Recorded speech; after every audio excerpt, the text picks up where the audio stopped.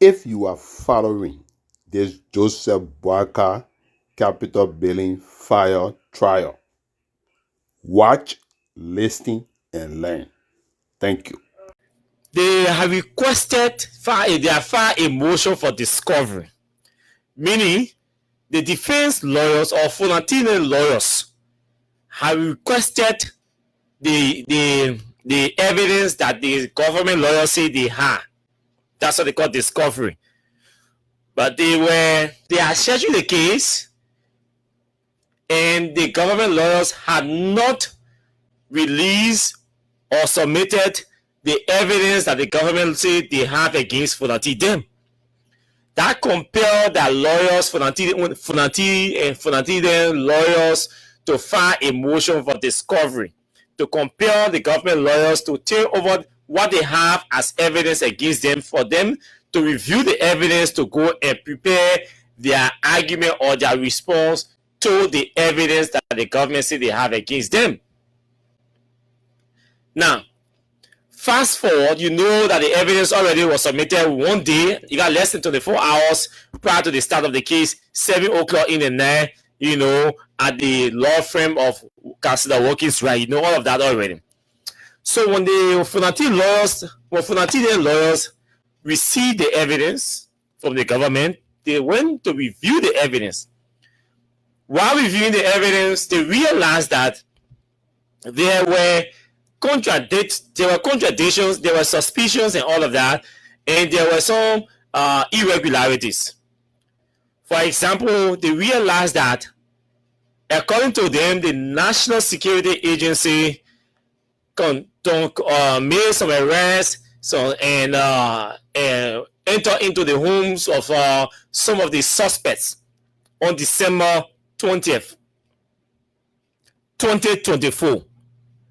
According to the lawyers, the defense lawyers or Fonati lawyers, the NSA had gone to the homes of some people, some of the suspects, and extracted information from their phones or from them. They were arrested, taken to unknown locations according to Eric Susan, and they were tortured, they were beaten. According to them, they were tortured, they were beaten, and their phones were requested for or demanded from them, and they were made to enter their passwords with all their consent, honor, duress, and all of that. And so, and then by that, the government extracted information from their phones.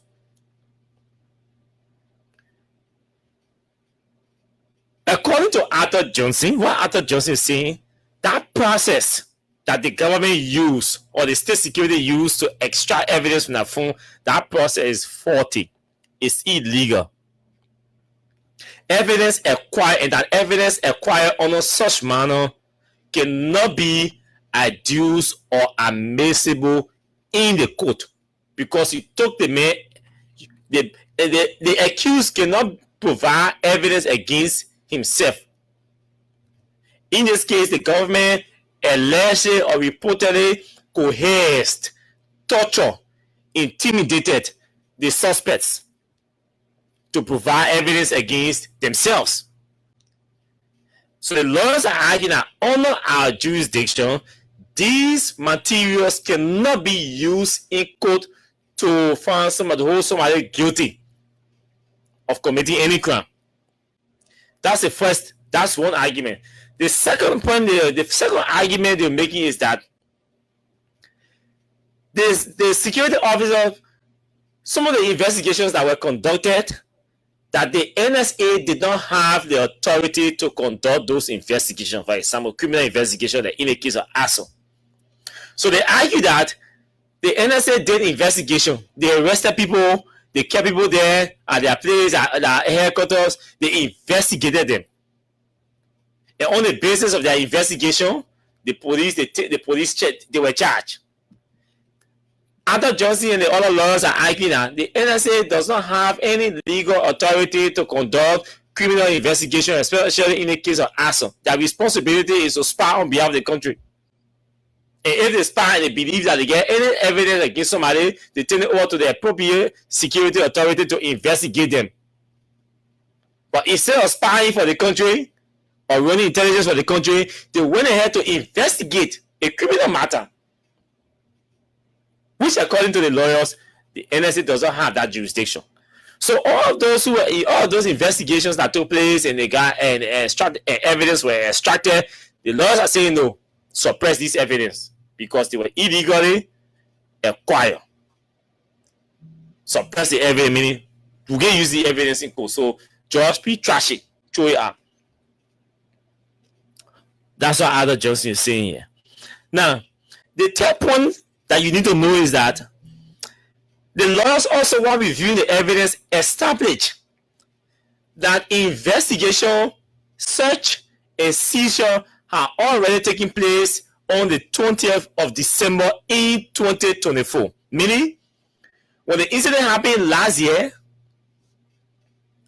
the state security went to people's homes, arrested people, searched their homes, seized their phones, and took them to their different places on the 20th of December without a court warrant or court order.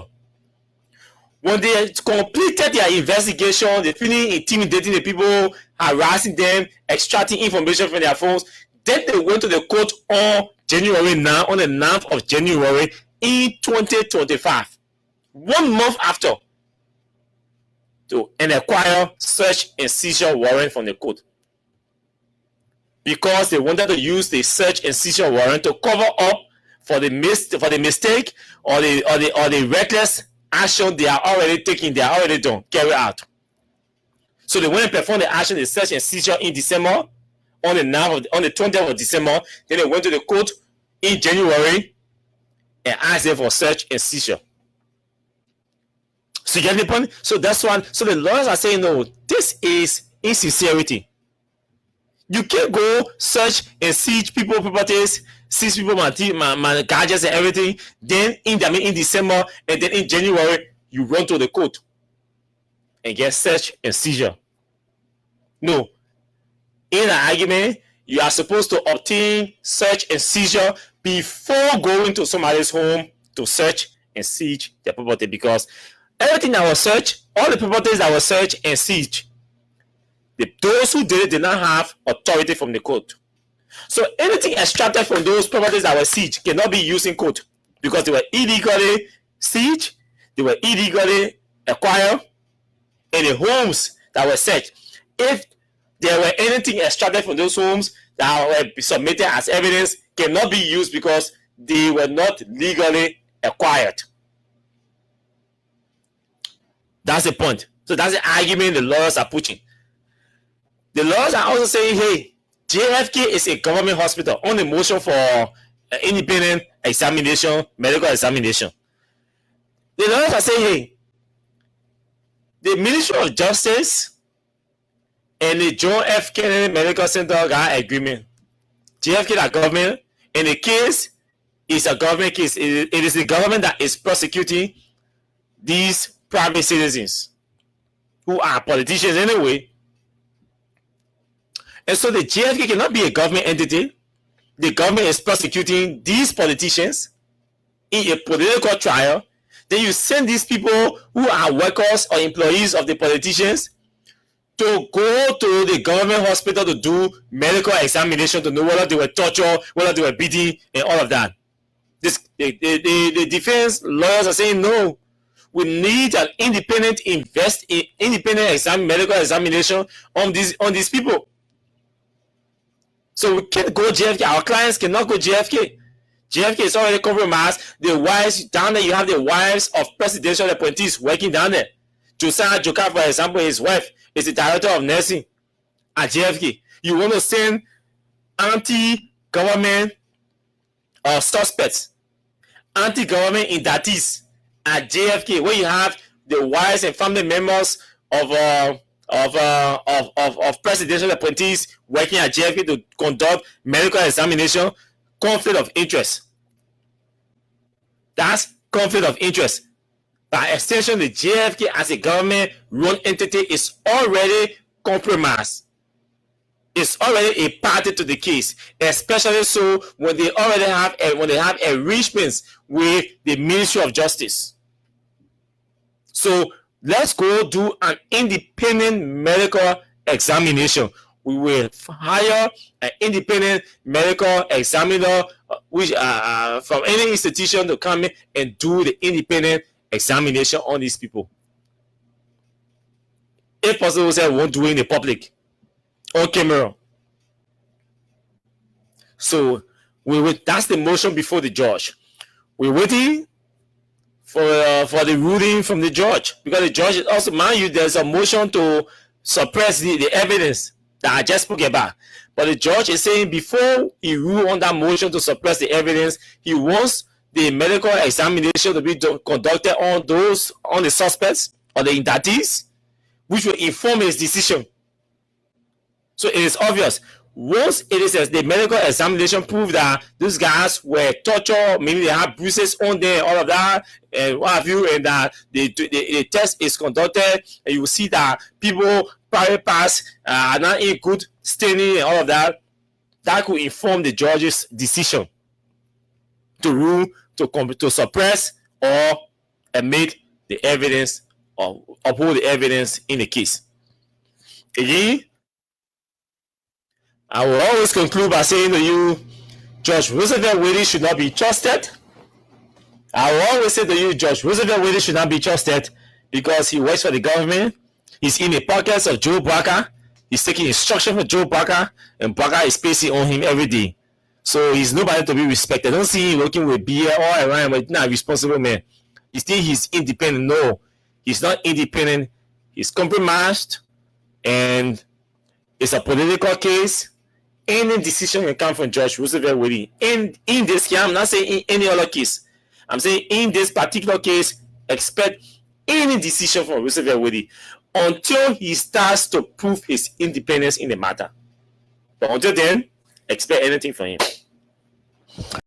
Thanks to Mr. Austin Koffa for that update.